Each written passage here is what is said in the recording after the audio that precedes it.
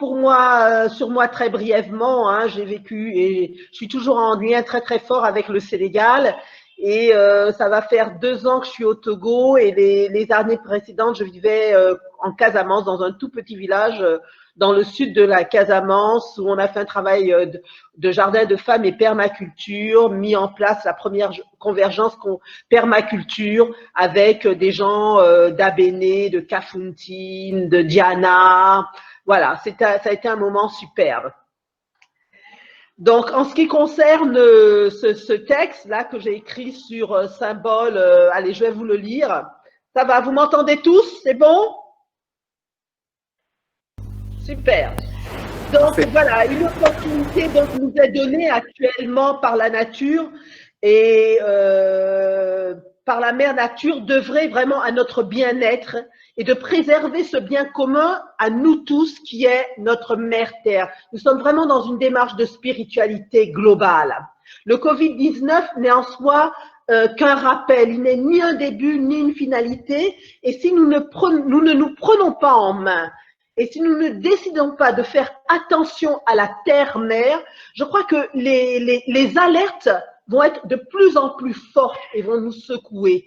Parce que c'est de ça qu'il s'agit. Il s'agit vraiment d'une reconnexion de l'humain à la terre et que l'humain retrouve réellement sa juste place dans l'écosystème, dans la biosphère. Et ça, c'est important que nous puissions le comprendre. Il ne s'agit pas de montrer du doigt la Lune et de regarder le doigt, mais de bien montrer, de bien regarder la Lune. Donc, il ne s'agit pas simplement de parler de Covid-19 ou autre, il s'agit bien de se dire, est-ce que nous sommes en phase avec la terre-mère, avec la nature qui est elle-même en soi un symbole de matrice, un symbole de vie, un symbole d'unité, un symbole d'amour. Aussi, nous devons être tous et toutes conscients de ces 3 principes majeurs de la permaculture et qui pour moi sont importants, qui sont prendre soin de la terre, prendre soin de l'humain et de partager les surplus qui sont donc des valeurs intrinsèques à notre survie et à notre évolution.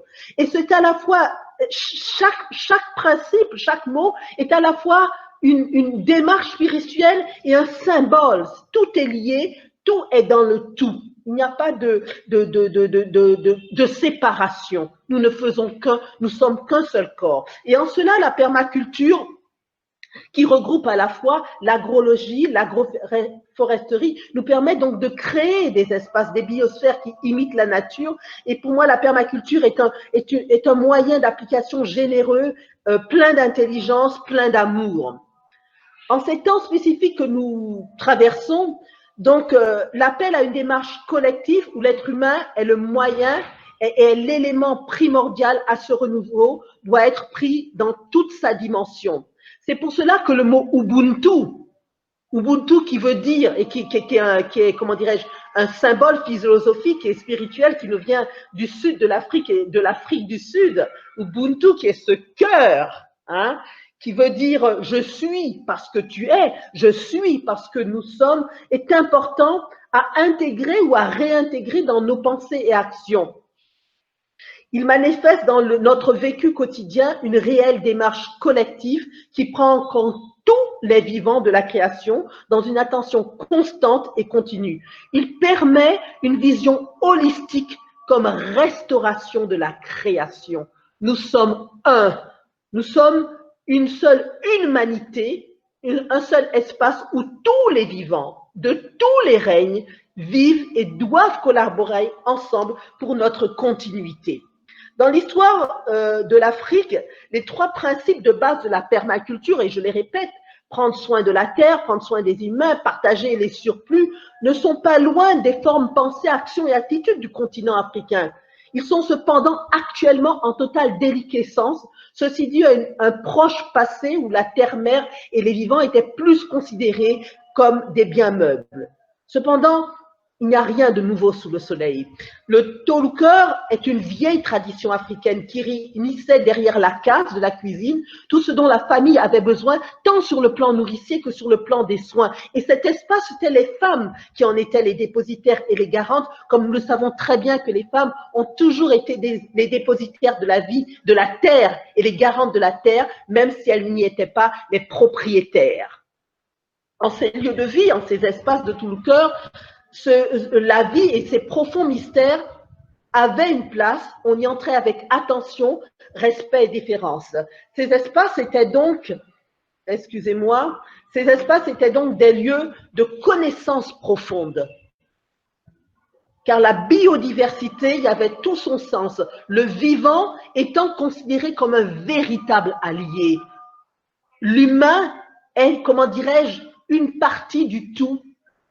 Et c'est ça qui est important de comprendre, que cette alliance avec dans la sphère de la biodiversité entraîne tout un vécu, entraîne toute une démarche, met en place des symboles d'union, d'unité, d'amour et d'interaction. Donc la réactivation du tolucœur, ou bien son implication systémique et globale, réactive aussi dans nos formes, pensées, actions et attitudes, ce que ces espaces avaient de précieux, de spirituel, de profond, avant la rencontre des autres mondes. Parce qu'à partir de la rencontre avec les autres mondes, il y a eu beaucoup de choses qui ont été, comment dirais-je, tues. Voilà, un bâillonnement.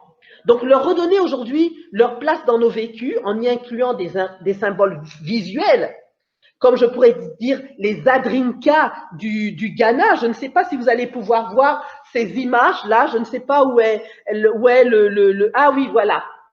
Je ne sais pas si vous voyez ces dessins. On appelle ça des Adrinkas. Ils nous viennent du Ghana. Et ces Adrinkas font partie du vécu ghanéen. Et on pourrait les réutiliser donc dans nos espaces de tout le cœur. Parce que ces symboles ont une histoire à la fois dans la temporalité physique que dans la temporalité invisible. Donc, de redonner une verticalité terre-ciel à l'être africain et lui offrir aussi l'occasion de retrouver dans une horizontalité sa juste place dans la biodiversité, cesser d'être un prédateur et redevenir un élément du tout.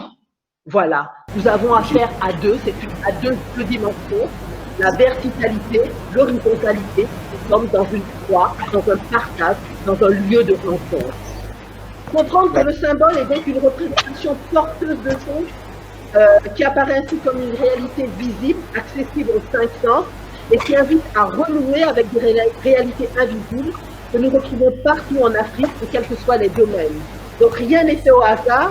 L'existence répond à une démarche de cause à effet qui lie le visible à l'invisible. Le monde quantique a toujours fait partie de notre existence et en cela, l'Afrique a beaucoup à continuer à offrir à l'humanité. Les tolucœurs sont une aubaine. Proches des lieux d'habitation, ils faisaient partie de la zone 0,1, ainsi codifiée en permaculture, parce qu'ils assurent dans le quotidien aux familles, tant sur le plan nourricier que sur les soins. C'est un coin conçu et réalisé par la communauté avec les femmes comme moteur. Il fait donc appel à la mémoire collective pour un mieux-être collectif. Tout le cœur reprend donc cette démarche de symbolisme, de spiritualité, de design, d'espace. Il introduit des valeurs humaines, de respect à la mer et à tous les vivants. Ubuntu à toutes et à tous. Je vous remercie.